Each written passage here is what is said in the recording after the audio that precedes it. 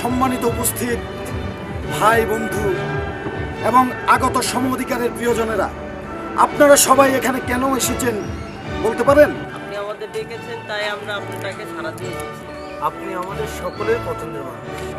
আপনার কথাগুলো শুনতে কেন আসতে বলেছেন তা বললে ভালো হয়। অবশ্যই অবশ্যই অবশ্যই উদ্দেশ্যবিহীন যাত্রা অমঙ্গলজনক। অযথা আপনাদের মূল্যবান সময় নষ্ট করে আমি আপনাদের শত্রু হতে চাই না। আমি আপনাদের মিত্র আছি, মিত্রেই থাকতে চাই।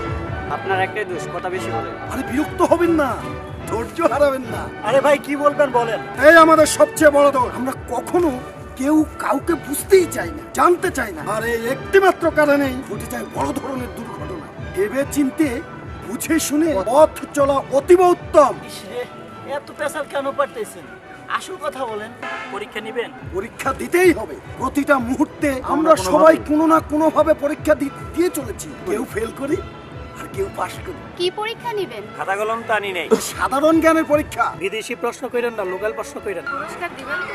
আরে ভাই অবশ্যই পুরস্কার দিব, আর প্রশ্ন যা হবে সব লোকাল। না দিতে পারলে কি পুরস্কার দিবেন না? ফেল করলেও কি পুরস্কার দিবেন? আসলে আমার স্বপ্ন আপনাদের সবাইকে সজীব করা,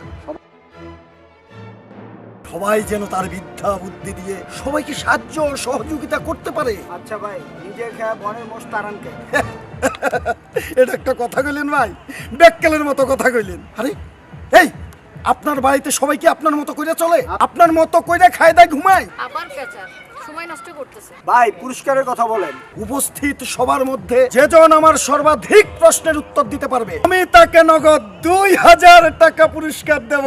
ভাই মজা পাইলাম, তাড়াতাড়ি বলেন। এই আসলে দিব তো?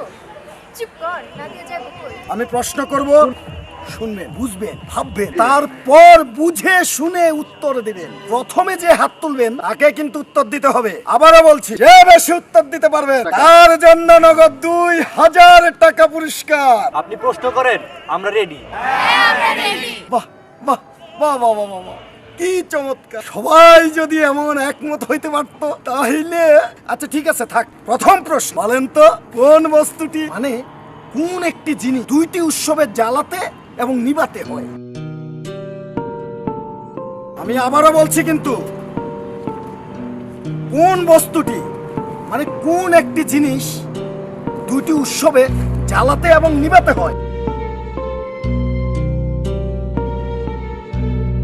আমি বলি ম্যাচের কাঠি। সবাই যে বুঝায় বলেন। ম্যাচের কাঠি জ্বালিয়ে আমি আগুন ধরালাম এবং আগুন ধরিয়ে আমি নিভিয়ে দিলাম। সহজ প্রশ্ন করেন, টাকা না দেওয়ার না। পরের প্রশ্নটা করেন। আমার দ্বিতীয় প্রশ্ন, উষা এবং নেতার মধ্যে একটা মিল, বিশেষ মিল আছে, বলতে পারবে সেই মিলটা কি? ওমা, এত সময় লাগছে কেন? আরে আপনারা না বুদ্ধিমান, দিন সবাই আপনাদের সবার বুদ্ধির পরিচয় দিন। মশা রক্ত খায় আর নেতা? আরে বলেন বলেন। ও বুঝতে পারছি, আমাকে বলে দিতে হবে। আরে মূষা এবং নেতার মধ্যে মিল হচ্ছে, এরা দুই প্রজাতি, কানের কাছে আইসা গুনগুন গুনগুন করে। বলেন তো ঠিক বলেছি? সত্যি ভাই, আপনি একটা কঠিন জিনিস। আমার তৃতীয় প্রশ্ন, আর তাড়াহুড়া করে দেওয়ার দরকার নাই, একটু ভেবে দেন। গরিবরা ভিক্ষা করে ধনীর কাছে, বলেন তো ধনীরা ভিক্ষা চায় কার কাছে? ওদের কি মাথা খারাপ না পেট খারাপ? উনিরা ভিক্ষা চাইবে কার কাছে? আপনার উদ্দেশ্য কি খুলা বলেন তো? আপনাদের মাথায় কি আছে আমার কিন্তু জানা দরকার। আর জানা থাকলে তো উত্তর দিয়ে দিত। আচ্ছা বলেন তো দেখি, ধনী লোকেরা মসজিদ মন্দিরে গিয়ে আল্লাহ ভগবানের কাছে দুই হাত তুলে ভিক্ষা চায় না? চায়। আচ্ছা ঠিক আছে, এবার আমার শেষ প্রশ্ন, বলেন তো দেখি, ডাব না খাইলে কি হয়? ডাব না খাইলে জন্ডিস। বলেন তো দেখি। আরে উনি কি সঠিক বলেছে? আমি বলবো, ডাব না খেলে নারকেল হয়, নারকেল। সত্যি আমি গর্বিত না, আমি লজ্জিত।